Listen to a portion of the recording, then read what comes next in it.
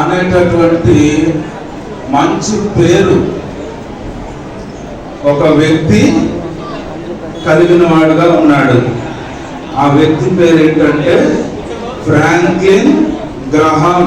ఏం పేరు చెప్పండి? ఫ్రాంక్లిన్ గ్రహాం. ఆయన ఒక ప్రత్యేకమైన వ్యక్తి.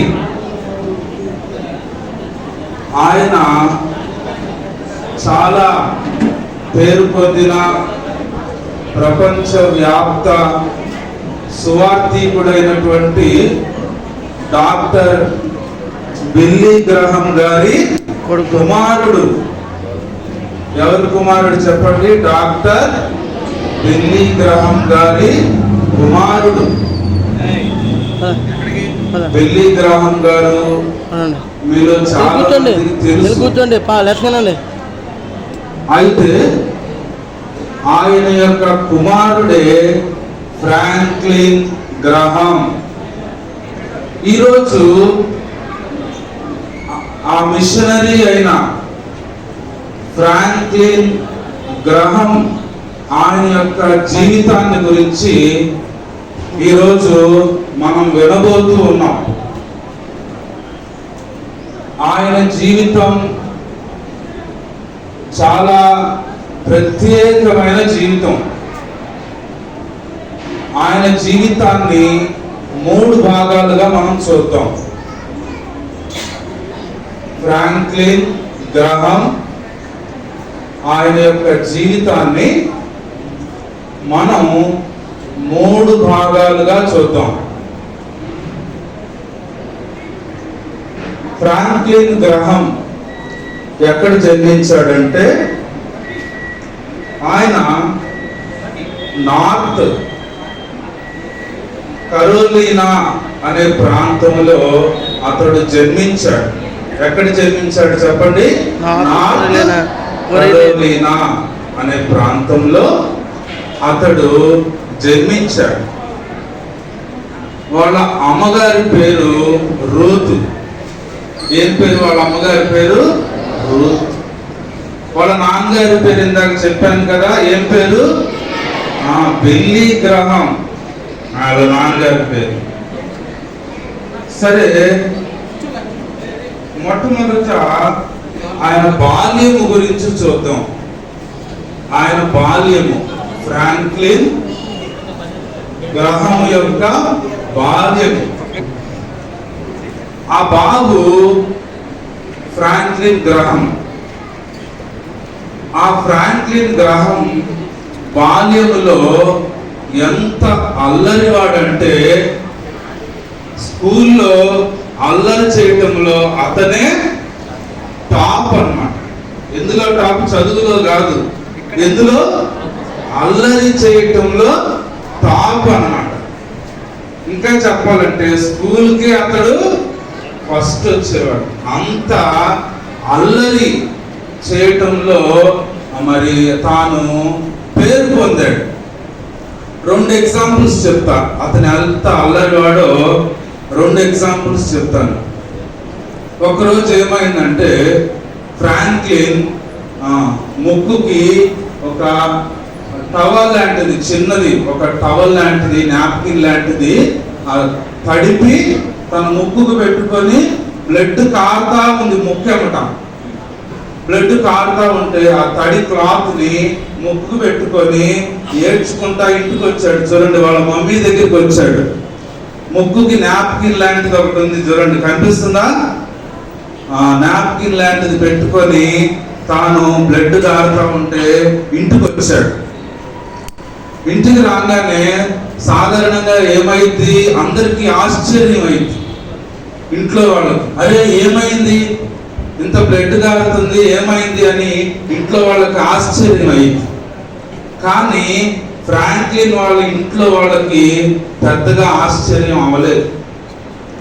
ఎందుకు అవ్వలేదంటే ఆ ఫ్రాంక్లిన్ కి ఆ విషయం సర్వసాధారణం అంట. అంటే తాను స్కూల్లో ఎప్పుడు కూడా కొట్లాట, పిల్లలతో గొడవ పడటం, అలా దెబ్బలు తగిలించుకొని ఇంటికి రావటం అనేది అతనికి కామన్ అంట. అగైన్ ఇవాళ అని పిల్లలు చెప్తున్నారు, ఇవాళ కూడా ఫ్రాంక్లిన్ స్కూల్లో ఎవరితోనో కొట్లాడాడు అని ఇంటికి కంప్లైంట్ వచ్చింది. కాబట్టి ఆ ఫ్రాంక్లిన్ స్కూల్లో ఎవరినో ముందుగా కొట్టాడట.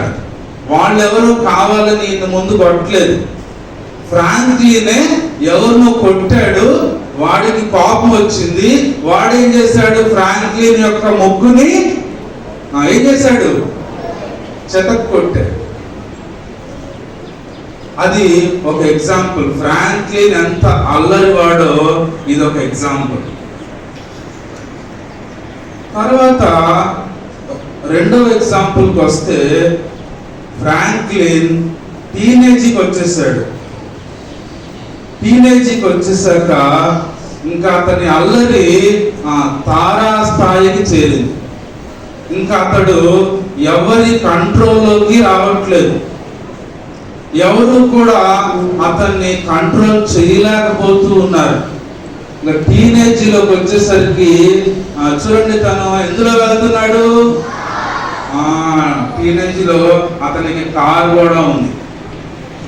అయితే ఫ్రాంక్లిన్ గ్రాహాంకి యవ్వన ప్రాయం వచ్చేసరికి తనకు బాగా బైక్ ని రేస్ చేయటం బాగా ఇష్టం అంట. ఏం రేస్ చేయటం, బైక్. కొంతమంది యవ్వనస్తులకి స్పోర్ట్స్ బైక్ అంటే చాలా ఇష్టం. ఇతనికి కూడా ఆ బైక్ ని రేస్ లో పోనివ్వటం, బాగా సౌండ్ చేయటం, వెనకాల సైలెన్సర్ లో నుంచి పొగ వస్తూ ఉంటే ఆ పొగని చూసి ఆ సౌండ్ చేసుకుంటూ వెళ్ళటం, అది ఎంజాయ్ చేశారు.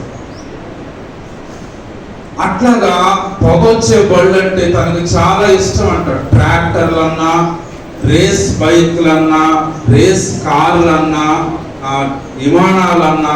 చిన్నప్పుడు విమానాలు కూడా ఎక్కేవాడు, ఎందుకంటే వాళ్ళ నాన్నగారు ప్రపంచవ్యాప్త సువార్థికుడు కనుక వాళ్ళ నాన్నగారితో పాటు చిన్నప్పుడు ఫ్లైట్లు ఎక్కేవాడు.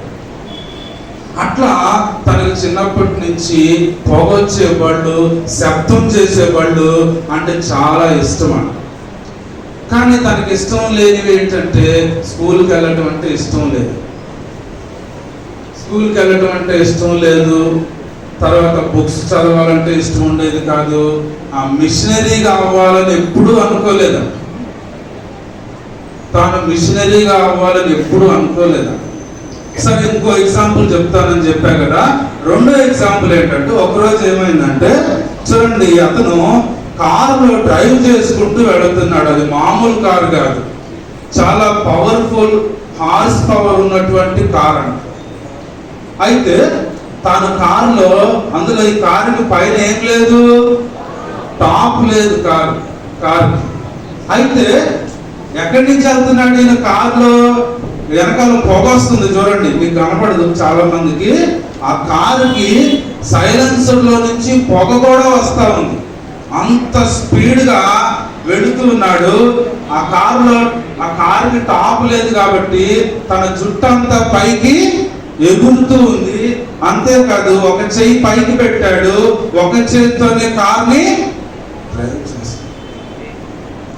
ఇంకో విషయం ఏంటంటే, ఇతను అంత స్పీడ్ గా ఎక్కడి నుంచి వెళ్తున్నాడో తెలుసా, పోలీస్ స్టేషన్ ముందు నుంచి వెళ్తున్నాడు.